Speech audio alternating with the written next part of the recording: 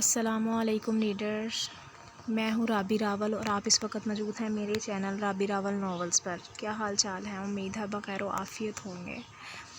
میں اپنے ناول نفرت اور محبت سے رقم عشق کی داستان ایپیسوڈ نمبر 14 کے ساتھ آج آپ لوگوں کے پاس حاضر ہوئی ہوں۔ تو یہ جو ایپیسوڈ ہے یہ آج کا، اس میں میں نے ایک تو آپ کو اس کا آج ربیشہ اور شہریار اسپیشل ہے، اور دوسرے نمبر پہ اس میں آپ کو منصاح کے بارے میں جو ہے وہ تھوڑا سا پتہ لگے گا، اور اس سے جو نیکسٹ ایپیسوڈ آئے گا انشاءاللہ کل کا، اس میں آپ کو منصاح کے بارے میں پتہ لگے گا، جو آپ کو تھوڑی بہت مطلب وہ ہوگی کہ یا یہ کردار کہاں سے آ گیا منصاح کا۔ اور یہ حالانکہ میں نے اپنی انٹروڈکشن میں آپ کو بتا دیا تھا، لیکن اس کے بعد بھی اس کا جو بھی مطلب پاسٹ ہے یا کہہ لیں تو وہ آپ کو انشاءاللہ اگلے 1-2 ایپیسوڈ میں آپ کو مکمل طور پر اس کا جو ہے نا وہ پتہ لگ جائے گا۔ تو چلیں آئیں اس کو سٹارٹ کرتے ہیں، بالکل بھی ٹائم ضائع نہیں کرتے ہیں اپنے تو لیٹ سٹارٹ۔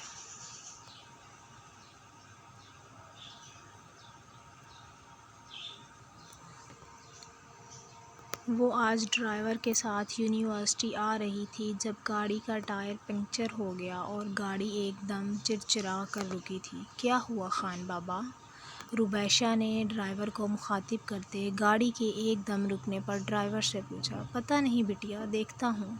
خان بابا گاڑی کا دروازہ کھول کر باہر نکلے اور گاڑی کو دیکھا اور ربیشہ کو مخاطب کرتے بولے، بٹیا گاڑی کا ٹائر پنکچر ہو گیا ہے، لیکن خان بابا میں تو پہلے ہی لیٹ ہوں اور ایک امپورٹنٹ لیکچر بھی ہے آج جو میں کسی صورت میں مس نہیں کر سکتی۔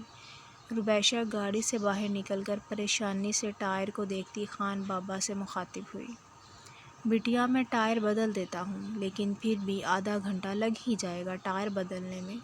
لیکن خان بابا، ابھی وہ بات کر ہی رہی تھی جب قریب سے ایک گاڑی آ کر گزری اور اب ریورس آتی نظر آ رہی تھی، جبکہ وہ ابھی تک خان بابا سے بات کرتی بار بار گھڑی کو دیکھ رہی تھی۔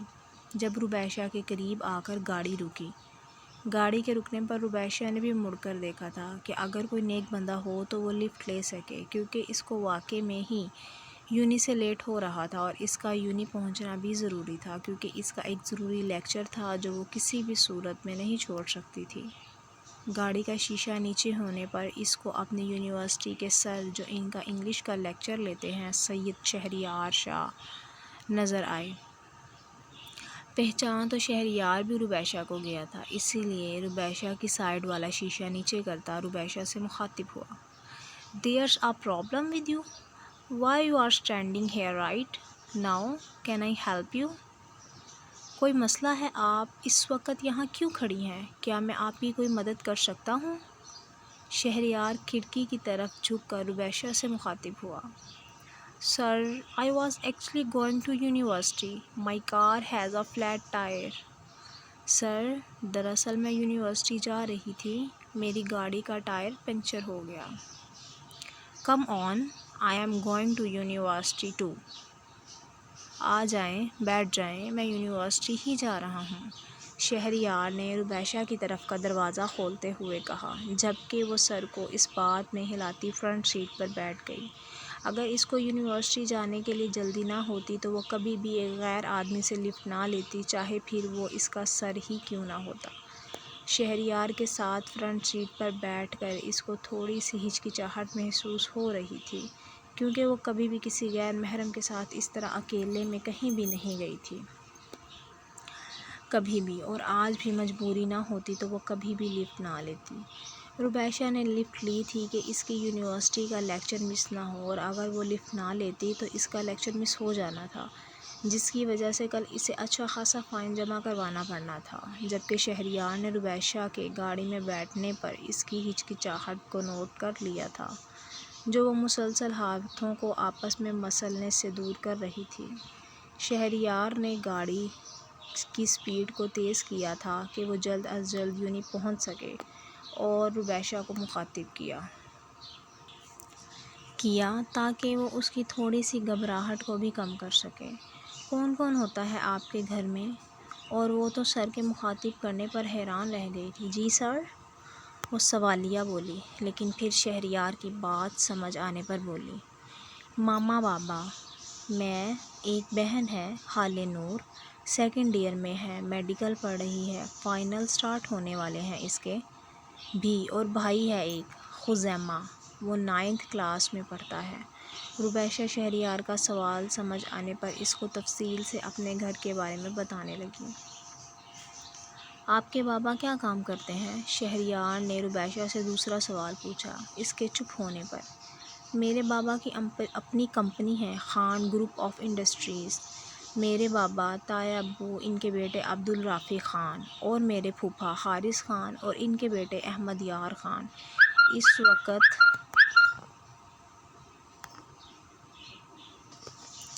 اس کمپنی کو چلا رہے ہیں۔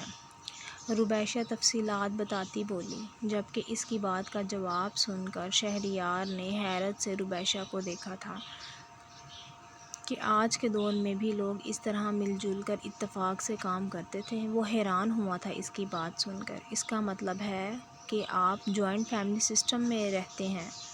وہ حیران ہوتا ربیشہ سے بولا، نہیں سر، ہم لوگ اپنے اپنے علیحدہ گھروں میں رہتے ہیں، لیکن کاروبار ایک ہی ہے۔ جبکہ شہریار نے سمجھنے والے انداز میں سر کو اس بات میں ہلایا۔ انہی چھوٹی چھوٹی باتوں کے درمیان یونی بھی آ گئی تھی۔ Thanks sir for the help, ربیشہ گاڑی سے نکلتی شہریار سے بولی، جبکہ شہریار نے مسکرا کر اس کو دیکھا اور اس کے نکلنے پر گاڑی کو پارک کرنے چلا گیا۔ جبکہ ربیشہ گیٹ کی طرف تقریباً دوڑنے کے انداز میں گئی تھی، کیونکہ وہ واقعی لیٹ ہو چکی تھی۔ شہریار سر کے اتنی تیز سپیڈ میں گاڑی چلانے کے باوجود بھی۔ اچھا میں چلتی ہوں امی، دعا کیجیے گا کہ نوکری مل جائے آج ہی، کوشش کروں گی جلدی آنے کی، لیکن اگر شیت اٹھ گیا تو اس کو ذرا ہینڈل کر لیجیے گا۔ ٹھیک ہے بیٹا، جاؤ اللہ کے ایمان میں۔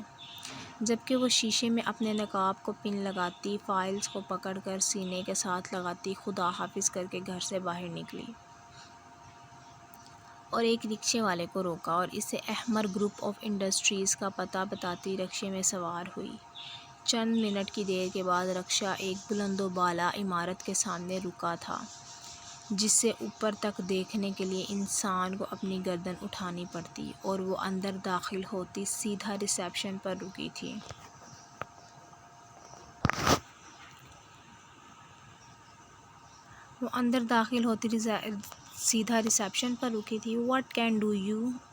What can you do to help me? جی میڈم، میں آپ کی کیا مدد کر سکتی ہوں؟ دراصل میں نے جاب کے لیے اخبار میں ویکینسی دیکھی تھی، اس کے انٹرویو کے لیے آئی ہوں، لیکن میڈم یہ ویکینسیز تو 1 ہفتے پہلے کی ہیں اور اس وقت ہمیں مزید اسٹاف کی ضرورت نہیں ہے۔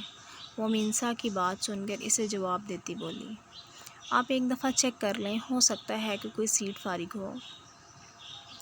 سوری میڈم، لیکن کوئی بھی سیٹ فارغ نہیں ہے۔ دیکھیے، مجھے اس نوکری کی بہت ضرورت ہے، آپ ایک دفعہ اپنے اونر سے بات کر کے دیکھیں، شاید کوئی گنجائش نکل آئے۔ وہ ریسیپشنسٹ سے التجا کرتی بولی، دیکھیے میڈم، آپ سمجھنے کی کوشش کریں، اس وقت کوئی بھی ویکینسی فری نہیں ہے ابھی۔ وہ آگے کچھ بولتی جب پاس سے ایک بھاری مردانہ آواز گونجی، اینی پرابلم مس حمیرہ؟ نہیں سر، دراصل یہ خاتون آئی ہیں جاب کے سلسلے میں، جبکہ میں نے انہیں بتا بھی دیا ہے کہ کوئی ویکینسی فری نہیں ہے۔ اور احمد شاہ نے ایک سرسری نظر ساتھ کھڑی لڑکی کو دیکھا، انہیں میرے روم میں بھیجیں، کہتا لفٹ کی طرف روانہ ہوا، جبکہ منسا نے سکون بھرا سانس خارج کیا۔ میڈم، اس لفٹ سے آخری فلور پر چلی جائیں۔ وہ انگلی کی مدد سے لفٹ کی طرف اشارہ کر کے منسا کو احمد شاہ کے کمرے کا راستہ بتانے لگی۔ اوپر آ کر اس نے ایک ہی کمرہ تھا جس کے دروازے پر نوک کیا اور پھر سے وہی بھاری مردانہ آواز گونجی، یس کم ان۔ اجازت ملنے پر منسا دروازے کو آرام سے دھکیل کر اندر داخل ہوئی، جبکہ کمرے میں اسے ایک دم سکون ملا تھا اے سی کی ٹھنڈک کی وجہ سے۔ احمد شاہ نے بغور اس کا جائزہ لیتے کرسی کی طرف اشارہ کیا۔ وہ اس وقت بڑی سی چادر میں چہرے کو نقاب سے ڈھکے ہوئے تھی، صرف کالی بڑی بڑی 2 آنکھیں ہی نظر آتی تھیں جن کو کاجل سے لبالب بھرا گیا تھا اور ان پر بڑی بڑی پلکیں سایہ فگن تھیں۔ اس نے احمد شاہ کے اشارہ کرنے پر کرسی پر بیٹھتے ہوئے فائل احمد شاہ کی طرف بڑھائی، جسے کھول کر احمد بغور پڑھنے لگا، اور تقریباً 1 منٹ بعد اس نے فائل منصا کی طرف بڑھائی۔ دیکھیے، نہ تو آپ کی کوالیفیکیشن اتنی زیادہ ہے کہ آپ کو نوکری ملے، اور نہ ہی آپ کے پاس کوئی ایکسپیرینس ہے۔ آپ کو کیوں لگا کہ آپ اس نوکری کے لیے ہم اہم ہیں؟ ہم آپ کو کس بیس پر جاب دیں؟ وہ منصا کی فائل کو ریڈ کرنے کے بعد منصا سے بولا، دیکھیے سر، میں اس وقت واحد کفیل ہوں اپنے گھر کی، اور رہی بات ایکسپیرینس کی تو وہ کام کرنے سے آتا ہے۔ آپ مجھے ایک موقع دیں، میں آپ کو شکایت کا موقع نہیں دوں گی۔ وہ احمد شاہ کی بات سننے کے بعد پریشانی سے گویا ہوئی۔ بات دراصل یہ ہے مس منصا کہ اس وقت تو ہمارے آفس میں کوئی بھی ویکینسی فری نہیں ہے۔ اٹس آل رائٹ سر۔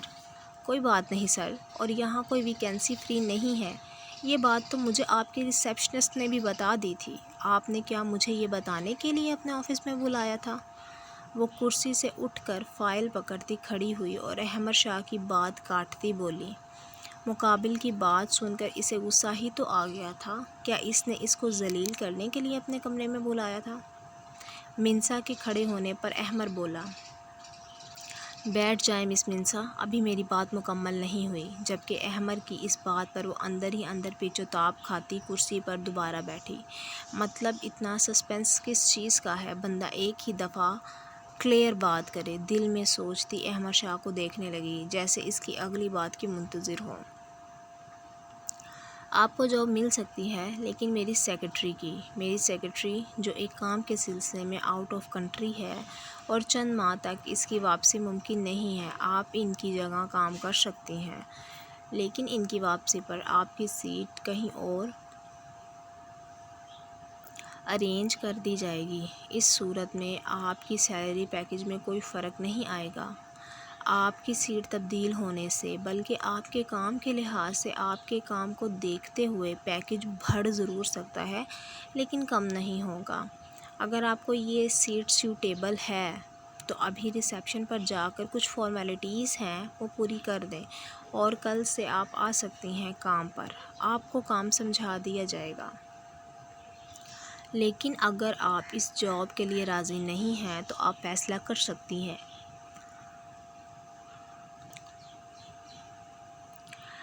آپ کے پاس کچھ وقت ہے سوچنے کے لیے۔ جبکہ منصا نے احمد کی بات سنتے ہوئے اپنے دل کو یہ سوچتے راضی کر لیا تھا کہ کچھ مہینوں کی ہی تو بات ہے، بعد میں اس کی سیٹ دوسری جگہ ارینج کر دی جائے گی۔ Okay sir, thank you and جزاک اللہ۔ آپ کا شکریہ سر، اللہ آپ کو اس نیک کام کی جزا دے۔ منصا 2 منٹ کی خاموشی کے بعد احمد کی بات کو سوچتے ہوئے احمد شاہ سے مخاطب ہوئی، جبکہ احمد نے اس کے جواب میں سر ہلا کر اس کے جزاک اللہ پر آمین کہا۔ ریسیپشن پر آ کر اس نے کچھ فارمیلٹیز پوری کی اور گھڑی میں ٹائم دیکھتی اللہ کا شکر ادا کرتی آفس سے باہر نکلی۔ اب تک شیت اٹھ گیا ہوگا اور اماں کو کافی تنگ بھی کر رہا ہوگا، یہی سوچتے سوچتے وہ پوائنٹ پر آ کر رکی، کیونکہ اب رکشے کے کرائے کے لیے اس کے پاس پیسے تھوڑے تھے، اس لیے اس نے بس سے جانے کا فیصلہ کیا تھا۔ اس وقت بس اسٹاپ بھی خالی پڑا تھا۔ ابھی وہ بس کے انتظار میں ادھر ادھر دیکھ رہی تھی جب اس کے پاس آ کر ایک وین رکی، اور وین میں سے نکلتے 2 آدمیوں نے اسے سمجھنے کا موقع دیے بغیر گاڑی میں دھکیلا۔ اس سے پہلے کہ وہ مزاحمت کرتی، وین میں بیٹھے شخص نے اس کا نقاب کھینچ کر سفید رومال کو اس کے منہ پر رکھ کر ہلکا سا دبایا، جس سے وہ غنودگی میں جانے لگی۔ لیکن بے ہوش ہونے سے پہلے اس نے ایک آواز سنی تھی، گڈ آفٹر نون ڈارلنگ، اور یہ آواز تو منصا بے ہوشی میں بھی پہچان سکتی تھی۔ ابھی تو وہ پھر ہلکا ہوش میں تھی۔ یہی وہ شخص تھا جس نے اس کو اس حال تک پہنچایا تھا، اس کا شوہر جو اسے طلاق دے کر در بدر کی ٹھوکروں کے لیے چھوڑ چکا تھا۔ تو ریڈرز، یہ تھی ہماری آج کی ایپی۔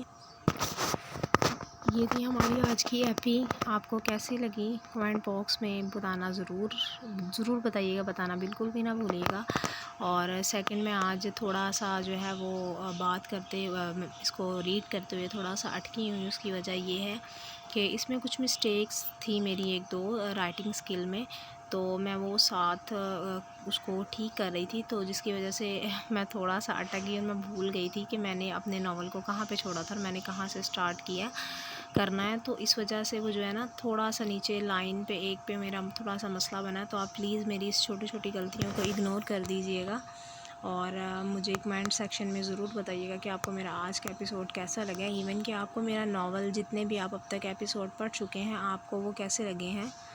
ہاں، یہ تھوڑا سا سسپینس بیسڈ ناول ہے. ابھی آپ لوگوں کو تھوڑا سا لگے گا کہ صرف کردار کی بات ہو رہی ہے، لیکن اب اس ایپیسوڈ کے بعد اگلے جتنے بھی ایپیسوڈ آئیں گے تمام کردارز کے جو ریلیشن ہے وہ آپس میں جڑتے جائیں گے، اور آپ لوگوں کو جو ہے وہ سمجھ آتا جائے گا ناول.